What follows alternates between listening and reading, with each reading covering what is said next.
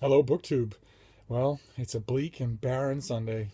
No books in the mail, no free stuff for Steve. First world problems. They bother me all the same. They're the only kind of problems I have. and as usual, I'm consoling myself with a tag. And I was tagged this time. I didn't have to go hunting around, although I found quite a few tags by hunting around that I want to do anyway. But this one is the Fall Time Cozy Time book tag. Uh, and it was created by Sam at Sam's Nonsense, and I was tagged by Ben Sanders, and it's a group of autumnal themed questions, so, starting with crunching leaves. The world is full of color. A book with reds and oranges on the cover, and as I was looking at my shelves, of course, I was seeing a whole bunch of them, including Penguin Classics. Once upon a time, did a whole row of orange spined classics, but the one I picked is new. And the reason you haven't seen it, even though it's new, is because sometimes I still unpack new books without sharing them.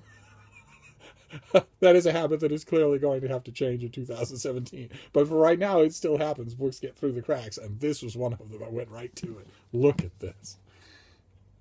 It's the illustrated version of A Game of Thrones, and it's burnt umber spine, and it's the book, but it has beautiful black and white photos or illustrations all throughout. Let me get you another one. Look at that. Look at that. And in addition to that, it has color illustrations all throughout as well. Look at this.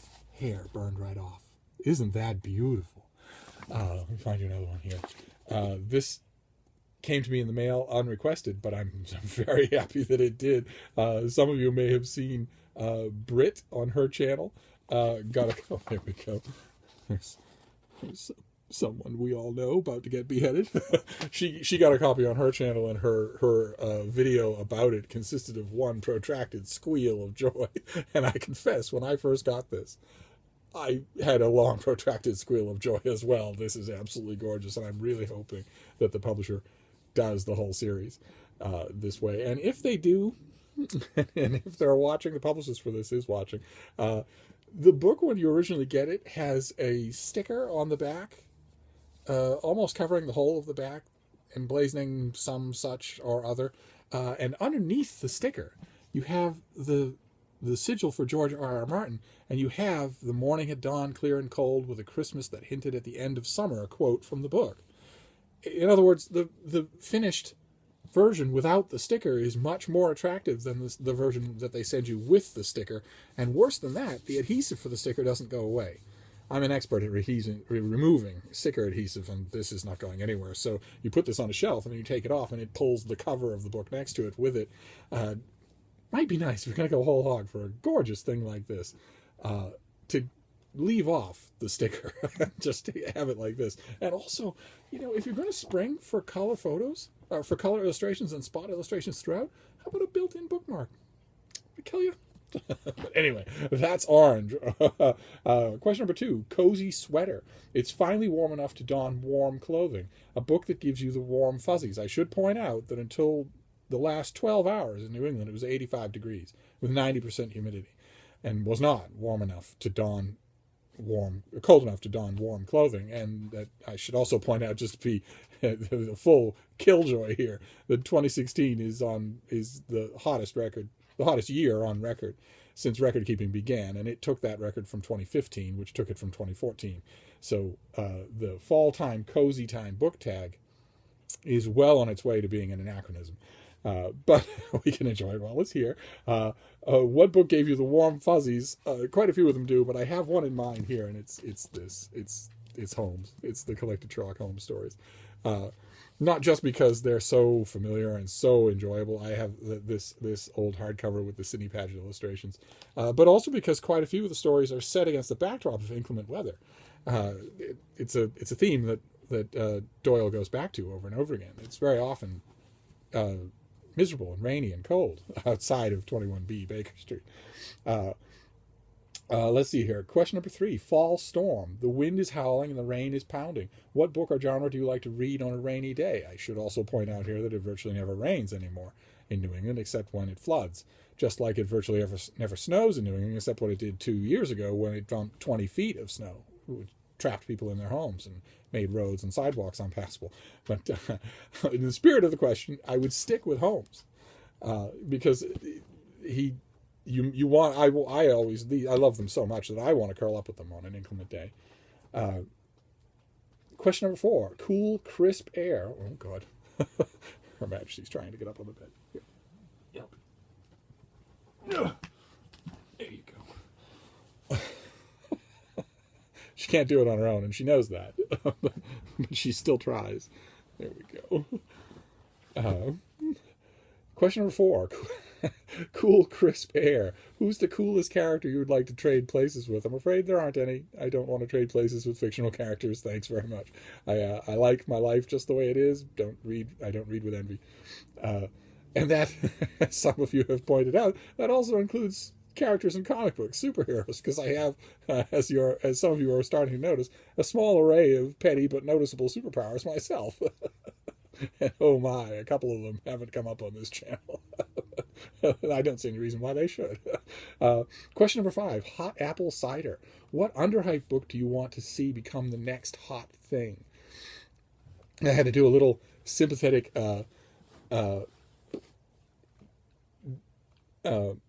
expansion with this question because I don't understand it immediately myself. I've never understood the appeal of hot drinks of any kind. But that's probably me. I have a very unsophisticated drinking palate. I basically drink water, wine, and orange juice. So I've never understood the idea of hot, or even, hot drinks, the tea, coffee, that sort of thing.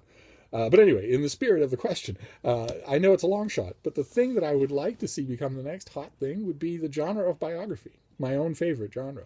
Of course, I'm happy every time some biography breaks out and becomes a bestseller. I'm happy when all of a sudden thousands of people are reading it or contemplating reading it that might have just ignored it before. Stacey Schiff's biography of Cleopatra, for instance, deserves all of the praise that it got. It was fantastic. And I always want to say to people who pick it up, there's so much more out there. there's so much more that you could be enjoying. These are the greatest stories there are. And they're told by some really good storytellers. There's a lot of boring people too, but there's a lot of bad fiction as well. But anyway, it would be biography. I would like it if every once in a while, all dedicated readers said, I should be steadily reading, among other things, at least a biography once in a while. Question number 6, coats, scarves, mittens. The weather has turned cold and it's time to cover up. What's the most embarrassing book cover you keep covered up in public? I should point out, again here, the weather has not turned cold. The weather has turned slightly cool. Tomorrow I will be going to the Christian Science Monitor in my shirt sleeves. I have walked the dogs in my shirt sleeves. It's the only difference in temperature here has been that occasionally you need a small coverlet at night. But again, in the spirit of the question, thankfully, I do an enormous amount of reading electronically now, either on my iPad or on my phone. And I've also ordered a device that will be here soon that I'm hoping I will do a lot of electronic reading on. With the upshot being that I don't often read with covers visible in public. It almost never happens anymore. I figure, what's the point in lugging around a physical book when I've got hundreds that don't weigh anything on a device that I'm going to have with me anyway? Why not just leave the physical books here? So the only time I will ever do it now is if I'm absolutely engrossed in a book and I can't read something else. I have to take it with me wherever I go until I finish it. That does happen, but not as often. So, so for this question, I had to hark back to older books whose covers may have embarrassed me in public, and I have one in mind that those of you who know me and who've known me before BookTube know me in real life are going to be amazed I've waited this long to show on this channel. It's called Moontusk. It's book 1, Rendezvous in a Ruined City, and it's by Bruce Grether. And it's a high fantasy post-apocalyptic story about brooding young men and telepathic mastodons. And in case you didn't see this next bit coming, let me just say, I'll leave my link to it down below. I reviewed it, of course. How could I not? It would be Moontusk. It's a little difficult to explain to the kids. Uh, Question number 7, pumpkin spice. What's your favorite fall time comfort food? For those of you who don't live in America, you may not be familiar with a thing called candy corn. Little triangular pieces of sugar that are tricolored. They're a white top, an orange middle, and a white bottom, and a yellow bottom, and they're a popular Halloween candy here, although they sell all year round. And it's not just candy corn that is a sweet tooth favorite of mine. It's chocolate bottomed candy corn, which used to tend only to be made at Halloween time, and all the rest of the time you had to settle for the original stuff. But candy corn is just bullets of sugar, so I don't indulge anymore. Once in a great while. The days when I would have a whole bag to myself, they're over, and I'm glad they're over. But that's what it would be: chocolate bottom candy corn. And the last question is warm, cozy bonfire. Spread the cozy warmth. Who do you tag? And I tag A Scientist Reads. I tag insert literary pun here, of course. I tag Carolyn Reads. And I also tag Jack the Bibliophile. Not just because I want to know how he celebrates the autumn there on the other side of the world, but also because it's cheaper than doing an Amber Alert to find out where he is. And there you have it. That is the fall time, cozy time book tag on this bleak and barren Sunday. And darn if it didn't make me feel better. So thank you, Sam, and thank you, Ben.